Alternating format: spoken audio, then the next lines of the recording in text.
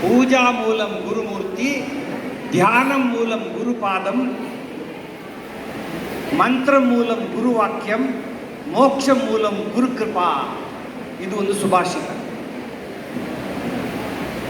ವೇದಿಕೆ ಮೇಲೆ ಆಸೀನರಾಗಿರುವ ಕೇವಲ ಮತದಾರರ ಮತಗಳನ್ನು ಮಾತ್ರವಲ್ಲ, ಅವರ ಹೃದಯವನ್ನೂ ಗೆದ್ದ ನನ್ನ ಆತ್ಮೀಯರಾದ ಎಸ್ ಸೋಮಶೇಖರ್ ಅವರೇ, ರಾಜಕಾರಣಿಗಳು ಇದು ಮುಖ್ಯ, ಬರೀ ಮತ ಅಲ್ಲ, ಮತದಾರರ ಹೃದಯವನ್ನು ಗೆಲ್ಲಬೇಕು.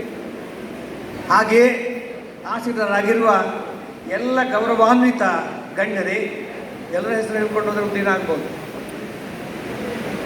ಹಾಗೂ ಎಲ್ಲ ಕೂತ್ಕೊಳ್ಳಿ ಸರ್, ಎಲ್ಲ ಶಿಕ್ಷಕ ಮಹನೀಯರೇ, ಹಾಗೂ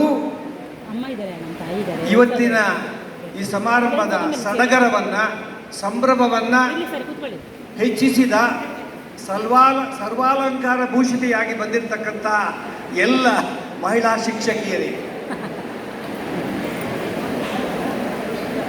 ಮಧ್ಯದಲ್ಲಿ ಒಂದು ಹಾಸ್ಯದ ತುಣುಕು.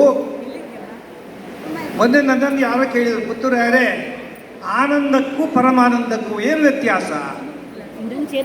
ನಾನು ಹೇಳಿದೆ, ನನ್ನ ಮಡದಿಯೂ ಸೇರಿಕೊಂಡಂತೆ ಎಲ್ಲ ಹೆಂಗಸರು ಸಭೆ ಸಮಾರಂಭಗಳಿಗೆ ಎಷ್ಟೇ ಸೆಕೆ ಇದ್ದರೂ ಕೂಡ, ಎಷ್ಟೇ ಬಿಸಿಲಿದ್ದರೂ ಕೂಡ, ಎಷ್ಟೇ ಬೆವರು ಸುರಿತಾ ಇದ್ದರೂ ಕೂಡ ಜರಿತಾರಿ ಸೀರೆಗಳನ್ನು ಉಟ್ಟುಕೊಂಡು ಚಿನ್ನಾಭರಣವನ್ನು ಹೇರಿಕೊಂಡು ಬರ್ತಾರಲ್ಲ, ಅದು ಆನಂದ. ಆದರೆ ಕಾರ್ಯಕ್ರಮ ಮುಗಿದ ತಕ್ಷಣ ಮನೆಗೆ ಓಡಿ ಹೋಗಿ ಅದೆಲ್ಲವನ್ನು ಕಳಚಿಬಿಟ್ಟು ಆ ಸೀರೆಗಳ ಹೊರಗೆ ಹಾಕಿಬಿಟ್ಟು ಒಂದು ನೈಟಿಯಲ್ಲಿ ಇರ್ತಾರಲ್ಲ, ಅದು ಪರಮಾನಂದ.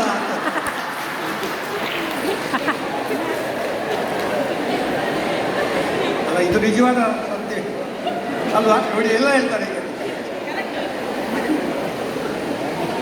ಬಂಧುಗಳೇ, ಯಾವುದಾದ್ರೂ ಸಭೆಗೆ ಎಷ್ಟು ಜನ ಬಂದರು ಅನ್ನೋದು ಮುಖ್ಯ ಅಲ್ಲ, ಎಂತಹ ಜನ ಬಂದರು ಅನ್ನೋದು ಬಹಳ ಮುಖ್ಯ. ಬಂದಿರ್ತಕ್ಕಂಥ ತಾವುಗಳಲ್ಲ, ಎಲ್ಲರಂಥವರಲ್ಲ,